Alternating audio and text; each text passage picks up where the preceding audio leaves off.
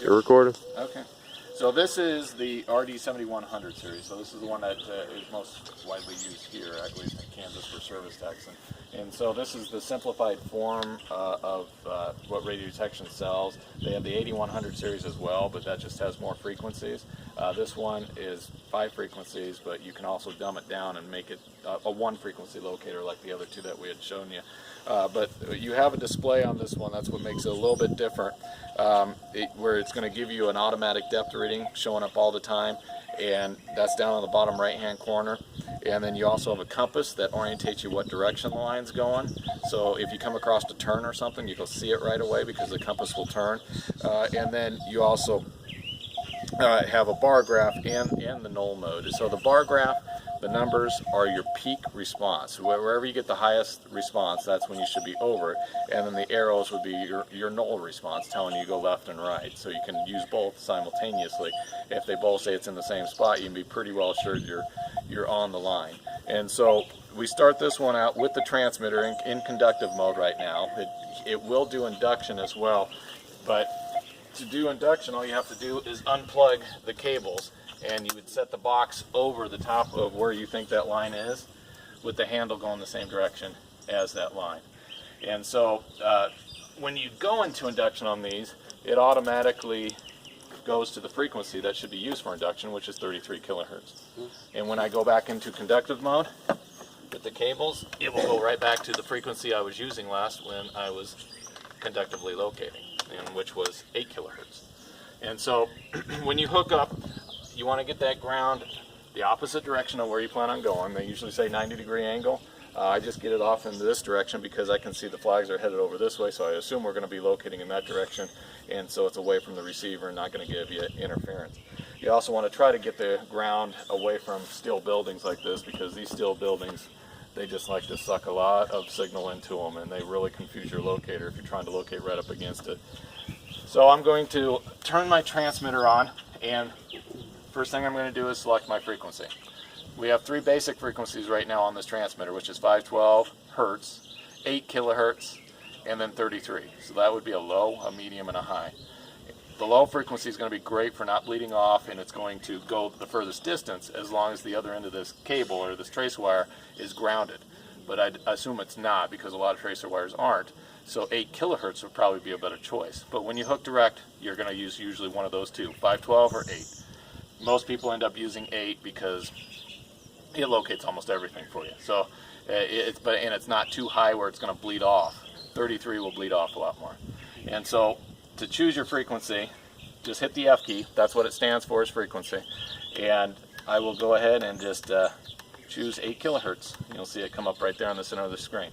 After I chose my frequency, I will look at my output setting. My output right now is on 2 bars, which should give me 20 milliamps. If I'm not hooked up correctly here, or if I don't have a good ground over there, I'm not going to get 20 milliamps. This is just a voltometer. That's all it's doing, is measuring the continuity of your signal going down this line and coming back to the ground rod.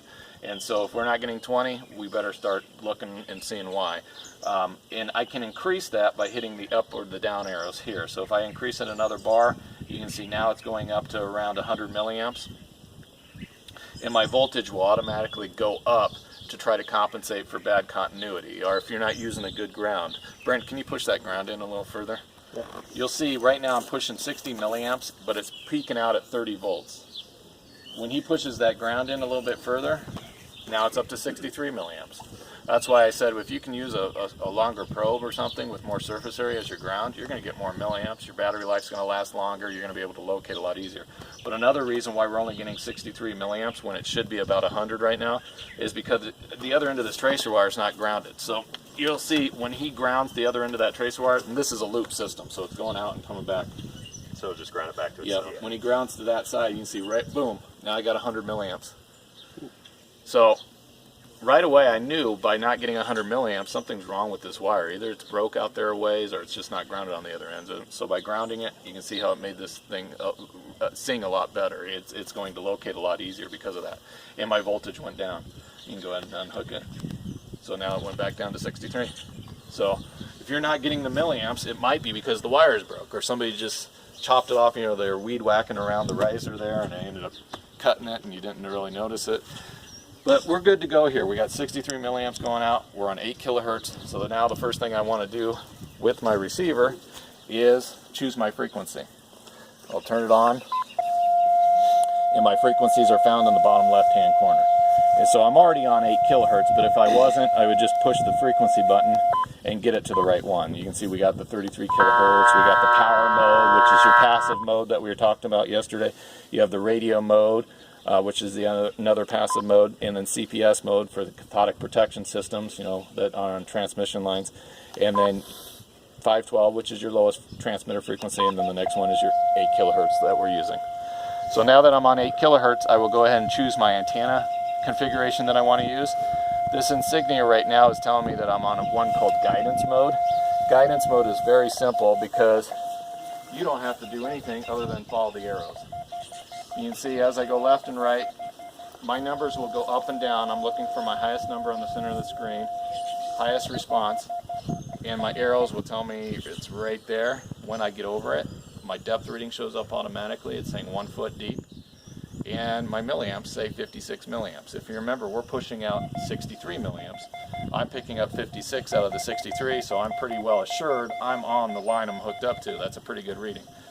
Now I can check this depth reading easy enough by lifting it up off the ground. You remember that? So if I get 1 foot right now, if I lift it up exactly a foot off the ground, it should go to 2 foot. And right here on the bar graph's about a foot high, so I can mark it with my finger, and right there is, yeah, 1 foot 11. Or 2 foot. I don't know if I'm exactly a foot, but it's a good way to verify that your depth reading's right. And then by watching your left-right guidance arrows in your numbers, you can verify that you're correct left and right. Now, if I push the right button here, I can go into a straight peak response with no arrows, just like we were using on the other one. You're listening for the highest response is all. But guys like arrows. You know, a lot of people like arrows. He likes arrows, right? No. So. Right here. So if I push the antenna button again, I will go back to what they call peak and null response. This one gives you a nice peak response over the top of it, and it gives you the arrows, the null arrows that you like to use when you need help going left and right. And then the last one here is back to guidance mode. So you got 3 options on here. That guidance mode, which means you don't have to do any of the gain control adjustments or anything. You just follow the arrows, and you can hear it nulls out, or you get no noise when you're over it. Peak mode, where you get noise over it, but no arrows. And then the last one, peak and null combined. This is the one I like to use because I like to be able to hear that peak response. And I still got the arrows there to make sure I'm on it. And then I can go ahead and follow this out. The only difference is I have to adjust the gain level. So as we're losing signal from the transmitter because of distance, I may have to hit the up arrow to increase my gain.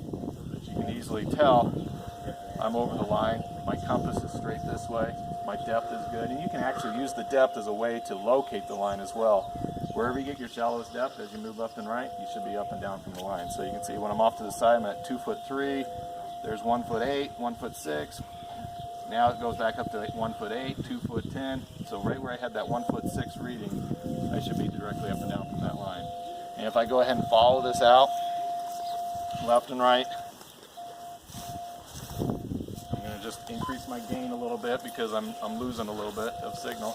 So you'll see when I get up to right about there, my compass is starting to turn because the line's turning.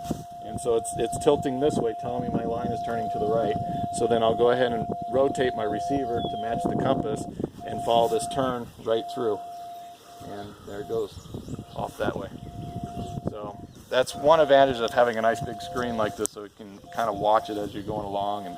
And when you're using the peak mode too, you can definitely hear that signal die off. If you end up passing that turn, your sound and everything goes away. So you can come back to this spot and try to follow it, see where it's going, much easier. So that's everything on the 7100 series. Any questions? All right. Everybody needs one, yeah. All right, thanks guys. Thank you. Yep. Appreciate it. Yeah, I got one.